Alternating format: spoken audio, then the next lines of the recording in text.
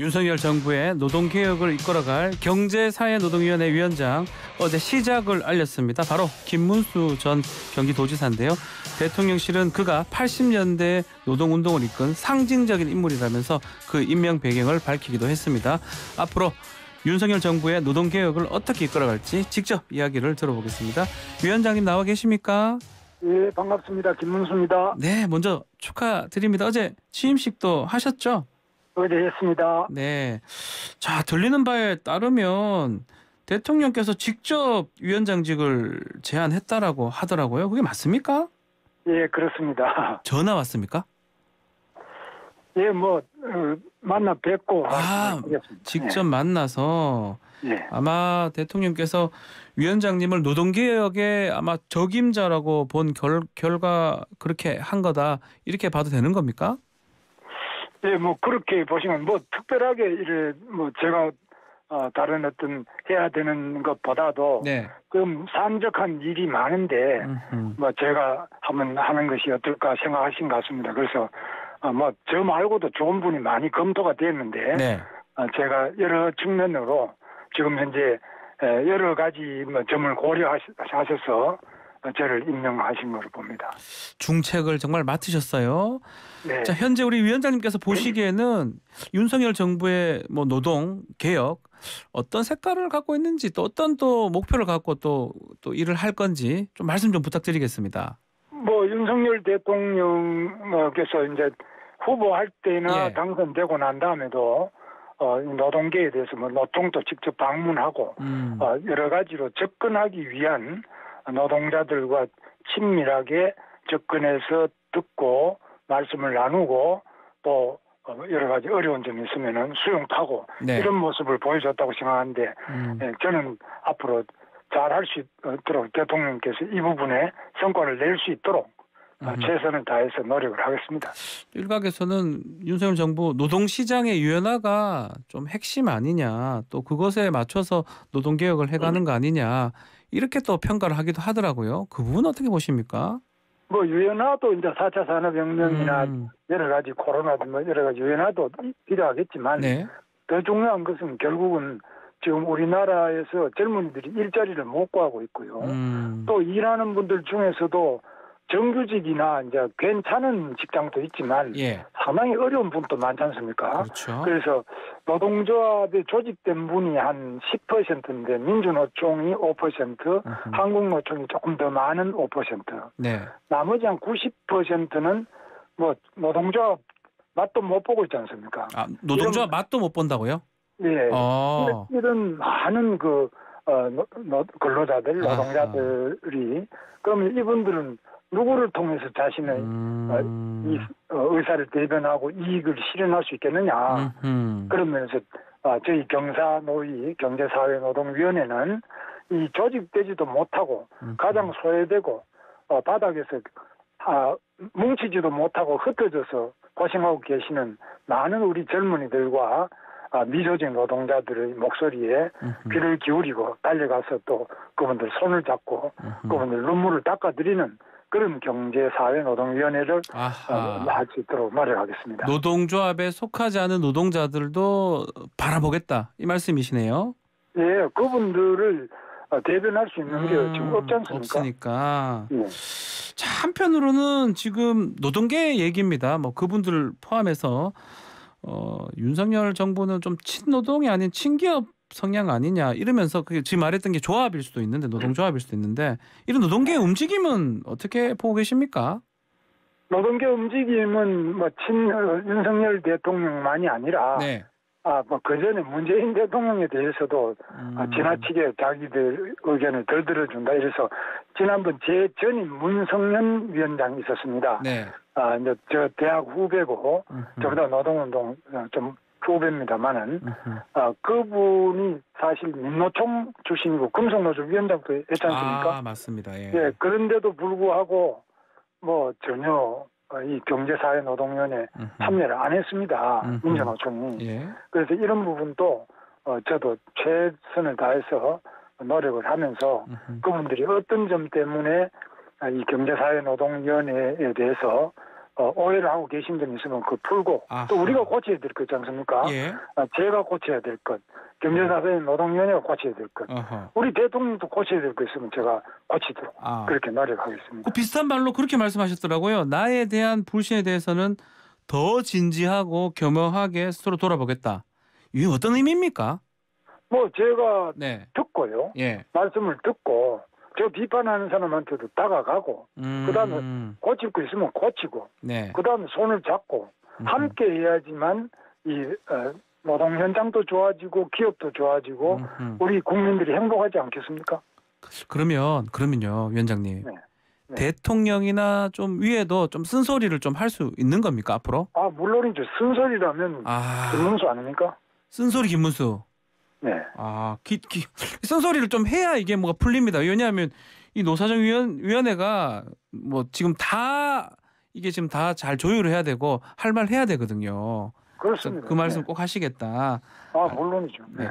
자, 취임사에도 조금 얘기를 하긴 했는데 이 경사노위가 우리나라 사실상 사회적 대화기구로 지금 설치되어 또 운영되고 있었거든요. 이게 사회적 합의를 이끌어낼 수 있을지 이 부분 어떻게 보십니까?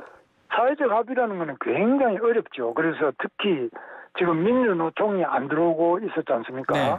그래서 민주노총도 이제 애로가 많죠. 뭐 합의를 하고 나면은 밑에서 그냥 치받아 가지고 네. 왜 그런 합의를 했냐? 우리한테 해롭지 않냐? 예를 들면 IMF 때 김대중 대통령 때 예. 뭐 정리해고 같은 것도 경영이 어려울 때 할 수 있다. 그래서 IMF 때 정리해고 돼서 은행원들 이런 사람들 많이 그만뒀지 않습니까? 맞습니다. 뭐 그러고 나니까 그 후유증이 이제 불신으로 남아가지고 우리가 저기 들어가면 당한다. 이런 어떤 불신 같은 게 아직 남아있는데 이건 뭐 쉽게 이 트라우마가 쉽게 지워지지는 않겠습니다만 그러나 기본적으로 이제 신뢰를 어떻게 높일 수 있느냐 서로 믿고 대화하고 또 이게 어느 하나를 손해를 보는 게 아니라 패키지 딜이라 그러죠. 뭐 하나가 손해 보면 하나는 득을 보고 엮어서 이렇게 같이 문제를 해결하는 방식으로 가야 안 되겠냐. 네. 뭐 손해 나는 것만 유연하면 하다면 너무 이래서 안 되고 어떤 거는 유연하도 하면은 어떤 것은 또 그다음에 그만큼 다른 이익이 있도록 이렇게 자기 우려하는 것과 좋아하는 것 이런 묶고 손해 나는 것과 덕 보는 것 엮어서 전체적으로 우리 사회 전체, 우리 근로자 전체 또 우리 기업 전체에 다 도움이 되는 윈윈 상생하는 이런 경제사회노동위원회를 만들 수 있도록 제가 최선을 다하겠습니다. 그 지금 말씀하신 것 중에 이제 민주노총 같은 경우는 불참을 하고 있는 상황이잖아요. 경사노위에. 혹시 민주노총을 좀 설득할 수 있는 어떤 그런 방안도 우리 위원장님께서는 갖고 있으신지요? 뭐 방안이라고 하면 제가 이제 겸허하게 겸손하게 다가가는 것. 그러나 제가 뭐 가식적으로 숨겨서 가는 게 아니라 저는 뭐 솔직한 게 말을 하는 사람입니다. 뭐 상대가 듣기 싫어도 그 해롭게 하는 게 아닌 한 그대로 말씀 드릴 건 드리고 또 이야기할 건 하고 또 들어드릴 건 들어드리고 이렇게 해서 꾸준하게 노력하는 게 필요한데 특히 제가 뭐 경기도지사 할 때 민주노총 소속의 경기도립 의료원이 6개가 있습니다. 수원, 의정부, 파주, 포천, 이천, 안성 이렇게 6개가 있는데 도립 의료원이 경기도 전역에 6개가 당시에 민주노총 안에서 최강성이었습니다. 보건산업의료노조 중에서도. 그래서 강성이지만 그러나 제가 계속 찾아가서 역대 도지사 중에 전체 6개를 한 10번 이상 돌아다닌 사람은 저밖에 없습니다. 한 번도 6개를 다 다닌 분도 저 혼자밖에 없는데 10번 이상이요? 그러니까 제가 정성을 다해서 이렇게 하고 또 가서 병원장하고 노조위원장 같이 앉아서 저하고 사업자가 앉아서 계속 대화를 하니까 다 해결이 되더라고요. 그리고 제가 예산 지원할 거 지원하고요.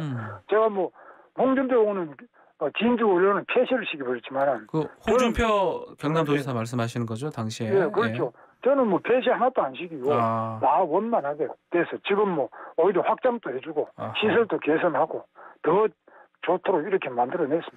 경기도지사 하실 때는 좀 그런데 현 정부 기조를 조금 살펴보면 최근에 그 7월달에 있었던 그 대우조선 해양 파업 네. 관련해서 공권력도 투입되면서 대화보다는 좀 이렇게 대치되는 좀 모양새였고요. 지금도 뭐 노란 봉투법이니 다른 얘기들도 하고 있거든요. 그런 것들이 좀 안 되면 노동계의 마음을 잡을 수 있을지 어떻게 보십니까? 그런 점에서 뭐 네. 노동계가 상당히 우려하는 것도 있는데 저는 대우조선해양은 회사가 망했지 않습니까? 네. 그 망해가지고 산업은행이 지금 회사를 관리하지 않습니까? 그렇죠. 산업은행은 이제 국민의 세금이 들어가는 데 아닙니까? 국민의 세금이 들어가는 데는 하여튼 국민 세금을 아껴 쓰고 그 국민 세금을 덜 축을 내고 오히려 세금을 많이 내는 대우조선해양으로 세금을 갖다가 쓰는 것이 아니라 예. 보통 기업이 세금을 많이 내지 않습니까? 그래서 그렇게 만들어야만 그것이 바로 국민에 대한 도리고 또 우리 기업의 도리고 우리 노동자들의 도리 아니겠습니까? 그러면 거기에 대해서 좀 미안하고 생각하고 또 이래야 되는데 거기 대우조선의 문제는 이제 너무 그 하청 기업 네. 지난번에 파업에 하청 기업의 근로 조건의 임금 수준이 아주 낮고 열악하죠. 예. 그래서 이런 부분하고 원청 대우조선 본 정규직의 노동조합하고 이 하청 노조하고 격차를 어떻게 줄일 수 있냐. 이거는 결국 그 원청과 하청 사이에 일정한 서로 타협이 필요한데 지나치게 이제 하청이 어려운 점이 있었습니다. 예. 그래서 그런 점들을 잘해서 조정해 볼 수 있도록 현장에서 서로 이 이해 당사자들의 네. 말씀을 함께 들어서 듣고 해결하도록 노력하겠습니다. 예. 한편으로는 이 얘기를 자꾸 하고 있어요. 이 얘기 제가 질문 안 드리려 하다가 위원장님 이제 유튜브 인기 좋으시잖아요. 이제 위원장 하시면 유튜브는 덜 하시겠네요. 이제 문 닫았습니다. 문 닫았습니까? 예. 예. 유튜브는 사실 뭐 아시다시피 예. 이제 제가 이제 그 딴 일을 하지 않을 때 했는데 이건 제가 일단 좀 위치 자체가 지금은 그렇죠. 노사병을 합쳐서 대화하는 자리이기 때문에 유튜브 완전 폐쇄를 했고요. 아직까지 유튜브 얘기들은 많이 나오고 조금 뭐 극우적인 거 아니냐 이런 얘기들을 많이 하고 있고 이 부분은 어떻게 됩니까? 그거가 뭔지에 대한 판단도 해야 되겠습니다만 제가 이제 저는 박근혜 대통령 탄핵을 반대했던 사람이고요. 예. 그걸 반대했기 때문에 저 광화문에서 제가 태극기 집회한다든지 이럴 때 계속 열심히 했습니다. 그랬는데 그거에 대해서 이제 극우다 이래 보는 분도 있는데 네. 저는 지금도 박근혜 대통령 탄핵은 잘못된 것이라고 보고요. 네. 그리고 태극기 집회라는 것도 나이 드신 분들이 나라를 위해서 한 것이지 뭐 개인이 자기 봉급 올려달라 세금 깎아달라 이런 집회가 아닙니다. 애국적인 집회입니다. 네. 그 특히 이제 유튜브 발언 비슷한 것 같은데 그 불법 파업 손해배상 노란봉투법하고 관계가 있습니다. 이게 언론이 전부 민주노총에 나팔수고 됐다. 뭐 이렇게 얘기를 하면서 노동계도 그렇고 민주당, 정의당 또 이런 부분은 좀 우려하는 것 같습니다. 어떻게 보십니까? 그렇습니다. 예. 네, 그래서 지금 보면은 언론 노조가 있지 않습니까? 네. 민원협도 있고 뭐 YTN도 있겠습니다만. YTN도 있습니다. 예. 예, 그래서 여러 그 언론 노조가 있는데 언론 노조도 제가 처음에 초기에 만들 때는 제가 가서 교육도 하고 이랬습니다. 그 노조원들. 그래서 언론 노조도 필요하죠. 왜냐하면 공정방송을 해야 되니까. 예. 그러나 지금 언론 노조가 지나치게 뭐 예를 들면 파업 같은 거 이런 거는 지금 아까 말씀드렸지만 정부의 세금을 받아가 국민의 세금을 가지고 운영되는 이런 데는 좀 과도한 파업을 한다든지 이런 거는 좀 문제가 있지 않느냐. 예. 뭐 쌍용도 사실 상당히 어려워졌잖아요. 제가 도지사 할 때 쌍용이 굉장히 어렵게 있었는데 그런 지나치게 뭐 회사가 망할 정도까지 되는 데는 이런 데는 조금 노사간에 뭐 사당은 다 이제 날아갔지만 노동자들은 그대로 일하지 않습니까? 이런 분들 회사를 일단 살리기 위해서 여러 가지 헌신적인 노력을 해야 된다고 저는 봅니다. 그래야 회사가 살아나지 않습니까? 살아나는데. 예, 그래서 회사를 살리고 그 다음에 싸우고 뭐 달라 그래야지. 회사가 망해가지고 국민 세금을 가지고 자꾸 그냥 투쟁하고 자꾸 더 달라고만 해서는 안 된다. 그러나 부당한 거는 말하지만 과도한 요구는 자제돼야 된다. 안 망한 회사보다는 망한 회사 노동조합은 좀 더 자숙해야 된다고 저는 봅니다. 자, 지금 뭐 시간이 얼마 좀 안 남았는데 현안은 노란봉투법 같아요. 정의당하고 민주당이 지금 추진을 하고 있는데 이 부분은 좀 문제가 많다라고 얘기를 했던 것 같아요. 이수진 의원이 발의한 그 소위 말하면 노동조합법 예. 개정안이죠. 이른바 노란봉투법. 예. 네, 노란봉투법이라고 하는데 네. 그 부분을 보면은 지나치게 이 손해 그렇게 되면 이제 노동조합이 결의해가지고 한 모든 행위는 어떤 행위든지 간에 손해배상 못하게 하고 노동조합의 그 결정을 따르지 예. 않은 것만 한다 이렇게 돼버리면 알겠습니다. 노동조합이 하는 거는 무슨 굉장히 성역이나 면책 특권이 있는 것처럼 이렇게 돼서는 안 된다. 노동조합이 알겠습니다. 하더라도 결의했더라도 법적으로 따져봐야 된다. 불법적인 거는 그거는 안 되죠. 알겠습니다. 위원장님 시간이 다 됐습니다. 네, 예, 위원장님 하여튼 일 좀 잘해주시길 바라겠습니다. 감사합니다. 네, 감사합니다, 위원장님. 네, 감사합니다. 경사노위 김문수 위원장과 함께했습니다.